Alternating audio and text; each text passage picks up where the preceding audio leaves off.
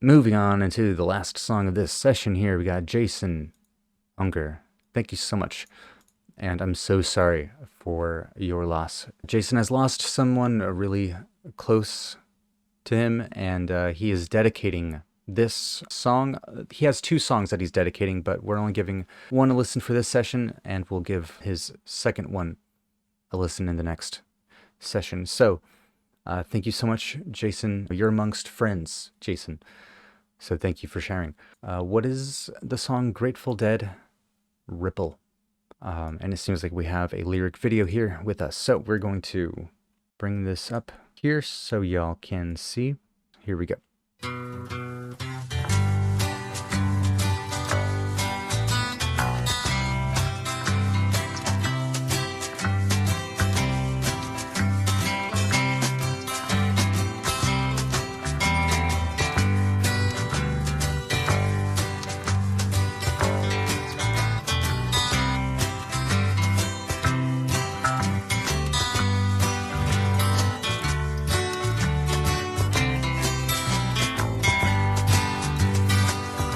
If my words did glow with the gold of sunshine, and my tunes were played on the harp unstrung, would you hear my voice come through the music? Would you hold it near as it were your own? It's a hand-me-down. The thoughts are broken. Perhaps they're better left unsung. I don't know. Don't really care. Let there be songs to fill the air. Ripple in still water when there is no pebble tossed, nor wind to blow. Reach out your hand. If your cup be empty, if your cup is full, may it be again, let it be known. There is a fountain that was not made by the hands of men. There is a road, no simple highway between the dawn and the dark of night. And if you go, no one may follow. That path is for your steps alone. Ripple in still water when there is no pebble tossed, no wind to blow. You choose to lead, must follow. But if you fall alone. If you should stand, then who's to guide you? If I knew the way, I would take you home. La da da da, la da da da, la da da, la da, la da da da, la da da da, la da da da.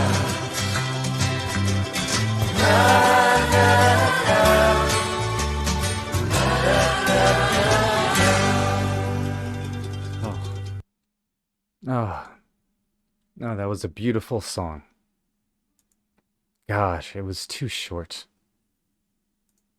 Gosh, I'm so happy. It was like so grounding. It was so calming with the acoustics. Um, and we also heard some just a few other instruments that we'll go into in a second. But first, I want to reflect on these lyrics. It seemed like a very a very poetic way of talking about maybe passing. I'm not exactly too sure. I would love to give it like another like read through because, I always have trouble like deciphering the meaning of the lyrics while I'm listening to it like and reading it, for the first time. So, thank you so much, Jason, for sharing this song as a dedication. If my words did glow with the gold of sunshine, and my tunes were played on the harp unstrung, would you hear my voice come through the music? Would you hold it near as it were your own?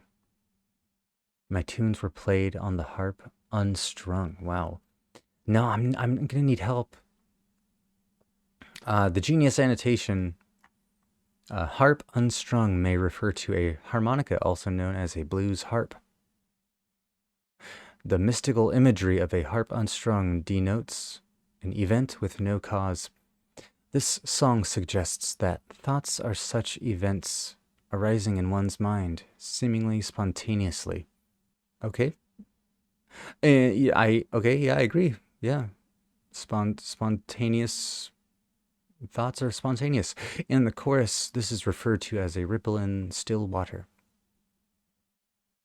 Gotcha. Okay. This song was written by the lyricist Robert Hunter for the Grateful Dead. The first verse asks what would happen to the thoughts behind the song as it's transmitted through another person's performance, and then arise spontaneously in the listener's mind.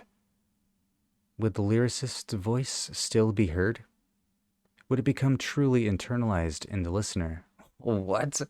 Dude, these are asking musical philosophical questions that I was not prepared for, even conquering. This is going to take some thought. Would it truly become internalized in the listener? Sometimes it takes a few listens to become internalized, right? And reading the lyrics, understanding the lyrics. The line also recalls William Butler Yeats' The Madness of King Gol, in which the king speaks of a harp all songless that he has found. A harp is an instrument portrayed in classical art as being played by angels, and the narrator asks if his words were golden and he was a mystic who could play on a harp with no strings, silently. Would the message be heard and held as if it came from within? Because in a way, it does come from the mystic self. Okay. Whoa. There's a comment. There's also resonance of Zen Buddhism and Eastern mysticism here, reminiscent of the famous Zen koan. What is the sound of one hand clapping?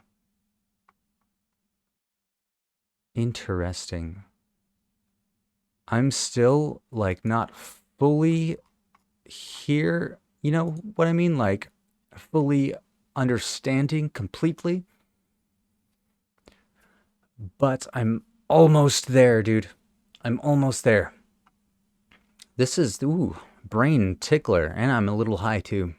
We smoked at the beginning of our session. Wow. Okay. So let's just keep it reading. That was the first effing verse. It's a hand-me-down, and the thoughts are broken. Perhaps they're better left unsung. I don't know. Don't really care. Let there be songs to fill the air. Ripple in still water, when there is no pebble tossed, nor wind to blow. Reach out your hand if your cup be empty. If your cup is full, may it be again. Let it be known there is a fountain that was not made by the hands of men. There is a road, no simple highway between the dawn and the dark of night. And if you go, no one may follow. That path is for your steps alone. Ripple in still water, when there is no pebble tossed, nor wind to blow. You who choose to lead must follow. But if you fall alone. If you should stand, then who's to guide you? If I knew the way, I would take you home. Wow. This is like lyrically just bursting with symbolism and wow. Let's read the About section on Genius. Ripple is the sixth song on Grateful Dead's album American Beauty. It was released as a B-side to the single Truckin'. Robert Hunter wrote this song in 1970 in London. In the same afternoon, he wrote Broke Down Palace and To Lay Me Down. Wow, 3 songs in an afternoon. He wrote, how do you, Jesus Christ, dude, these people. Wow, that's amazing. That's really awesome, dude. Reputedly also drinking half a bottle of Retsina in the process. God dang it. The song debuted August 18th, 1970 at Fillmore West in San Francisco. Jerry Garcia wrote the music to this song. Gotcha. Well, wow. Let's just keep reading these Genius annotations. So the first, I'm going to bring this page up so you see where I'm at. So this is the first one. The first verse, right? We already read that one. Pre-chorus one.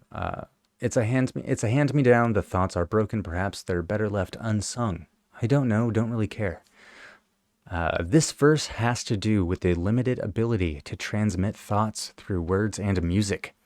Just because the lyricist had certain thoughts while composing a song does not mean that every listener would have the same thoughts when hearing it. This is true. This limitation is not a problem, though, since the purpose of a song is not to transmit an idea between two people, but to have the ideas fill the air. Perhaps it's even desirable to have the ideas change in transmission.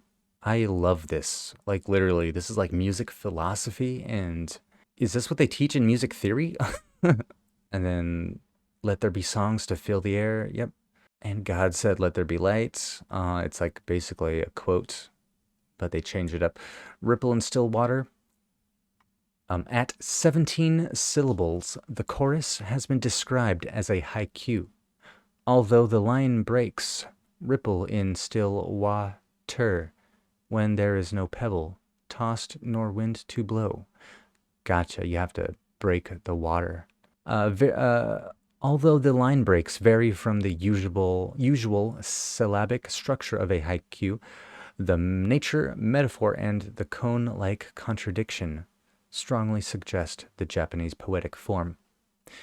Here, it seems to suggest that a thought is like a ripple in still water, a fleeting event with no cause.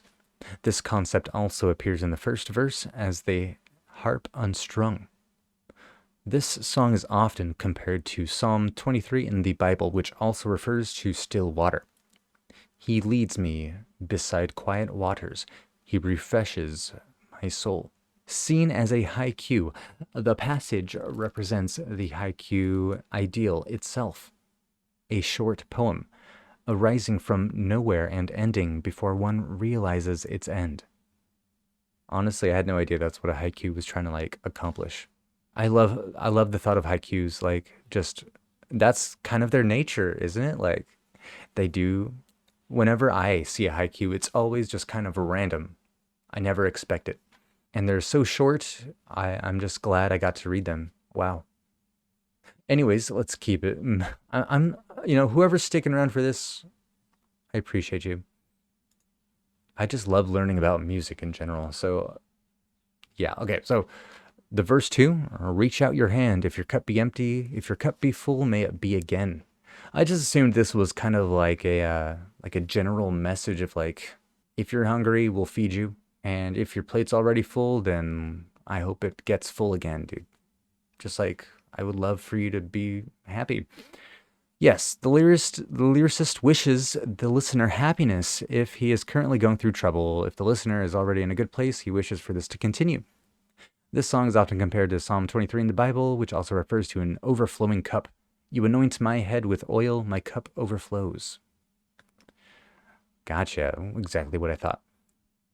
Let it be known there is a fountain that was not made by the hands of men. Okay, yes, fountain of youth kind of thing, right?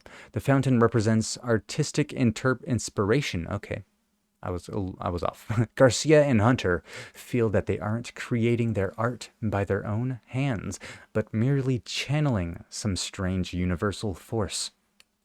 The cup can be refilled indefinitely. It can represent God or any other divine force. According to the man himself, this line is the peak of the work of dead lyricist Robert Hunter. He says, "Let it be known there is a fountain that was not made by the hands of men," from Ripple. That's pretty much my favorite line I ever wrote. That's ever popped into my head. And I believe it, you know. Honestly, this whole song is just bursting with lyrical mastery. References, like haiku, like what. And he wrote 3 songs in the same evening. Like, so impressive. So impressive.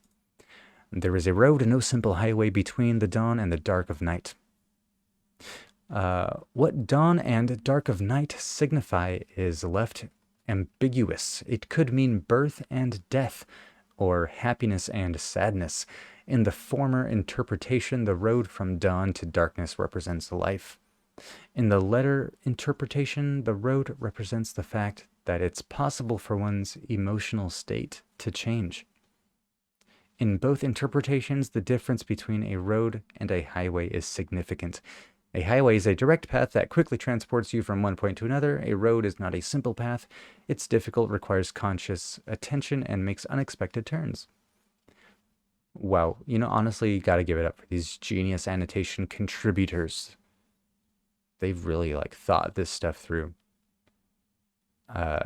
It's clear. You have to make a distinction because they're written as different words here. Gotcha. Okay. Could mean birth and death, happiness, sadness. Gotcha. It's open. And if you go, no one may follow. The path is for your steps alone. Pretty self-explanatory, if I say so myself. Several pieces of canonical literature help contextualize Hunter's lines. Walt Whitman's Song of Myself. There is a home in that yonder city that was not made by hand. Ooh, I like that. Friedrich Nietzsche's 1881 preface of Daybreak. For he who proceeds on his own path in this fashion encounters no one. This is inherent in proceeding on one's own path. No one comes along to help him. All the perils, accidents, malice, and bad weather which assail him, he has to tackle by himself, for his path is his alone. Okay, very, very individualistic. Very, like, you got to brave the stuff. You got to be strong enough to weather it. Okay, and number 3 reference, the folk song Lonesome Valley. You got to walk that lonesome valley. You got to walk it by yourself. There's no one here can walk it for you. You got to walk it by yourself. Gotcha. Well, it does help contextualize that passage, dude. Thank you so much. And the chorus, it's the same thing we read. You who choose to lead must follow. That is from Tao Te Ching. Therefore, desiring to rule over the people, one must, in one's words, humble oneself before them. And desiring to lead the people, one must, in one's person, follow behind them. I totally understand that. You know, to be a leader, you have to be willing to work and follow other people. Like, being a leader isn't about being in charge of, or like in control of people. It's like it's like a director's position. You still need everybody to be in charge of you or in charge of stuff. Like, I think you guys understand. You got to be humble. You got to, like, keep the connection between you and the people who you're supposed to be, like, leading. You know what I mean? I didn't finish reading. This line is suggesting that in order to act as an effective leader, one must interpret the desires of those they are leading and react accordingly. Very, very concise. In order to lead a group of people, you must understand them and learn from/follow them as they do you. I can't believe how packed this song is. Like, this is wild. If you should stand, then who's to guide you? Here, stand refers to acting independently. The lyricist poses the question of, if you follow in your own footsteps, where are you trying to go and who will help take you there? Okay, gotcha. If I knew the way, I would take you home. Some translations of the Tao begin thus. The way that can be trodden is not the eternal way. However, as per the discussion following this translation, there are many other erroneous translations of the first line, such as the following. The way that can be experienced, the way that can be followed, those who would follow the way. They are erroneous because the second Tao, when used as a verb, can only mean to talk, to speak, etc. I'm not exactly following this. This is a bit above my head, but I'm going to try to follow along, right? It can never mean to follow or to experience. Not in modern or ancient Chinese, and not in any conceivable text. Such mistakes were fairly common in the past, when Western scholars' understanding of Chinese was still in its infancy. Gotcha. Compare with the later Dead song, I Will Take You Home, which frames its narrative through usage of Blackian poetry. Like, I cannot believe we have learned so much in this one song. And he was like drunk, dude. Wow. What a powerhouse of a song. One of like the most impressive, lyrically impressive songs, dude. And it was such like a simple listen. Thank you so much, Jason. I'm sorry if this is like, dude, I'm sorry if I got like too much into it, right? But I love diving into like the really deep meanings of this stuff. This is what life is about for me. I love learning, and if you thought it was a little boring, I'm sorry. But we don't do this like too often where we delve into it. Just, I don't know what it was about the song. It just intrigued me so much. It's like, what did I just listen to? And there's literally annotations for every single line on this song. This is like a beloved lyrical song, it seems like by a good amount of people. I've never, like, ever since Rush, dude, not has like a song been so complex and deep. Shout out to you, Robert Hunter, for this one. Just wow, master. So if you stuck around for that, thanks. Let me know what you thought. Maybe we'll do some more like lyrical deep dives like this. Like, this was fantastic. We learned a lot about musical philosophy, about different references that I never knew existed. Let me know your thoughts. Please leave a like. Make sure to go over to patreon.com/johnslop for early access. And again, thank you so much, Jason. I'm sorry for your loss. Please reach out if you need comfort, dude. And we'll be here again sometime soon, listening to more Patreon requests. So, gotta give a shout out to the Patreon crew. Y'all know who you are. You're awesome. Thank you so much for the support. Couldn't do this without you. All right, guys. Well, that's going to conclude this session of music reactions with John Slop. So, pat yourselves on the back if you made it this far. Really appreciate you. Leave a comment down below of like your favorite lyrical Dead song, dude. Or just lyrical song in general. Like what song's lyrics have moved you the most? Can you think about that for me? Thank you. All right. I will catch you in the next one. Peace, everybody. Got to give a shout out to the Patreon crew here too. Can't do this without each and every single one of you. So thank you very much. And make sure you go on over to patreon.com/JohnSlot for early access to these videos, and you can submit your own requests as well. Make sure you hit that like button and then have a good rest of your evening, all right? And we'll talk to y'all in the next one. Peace.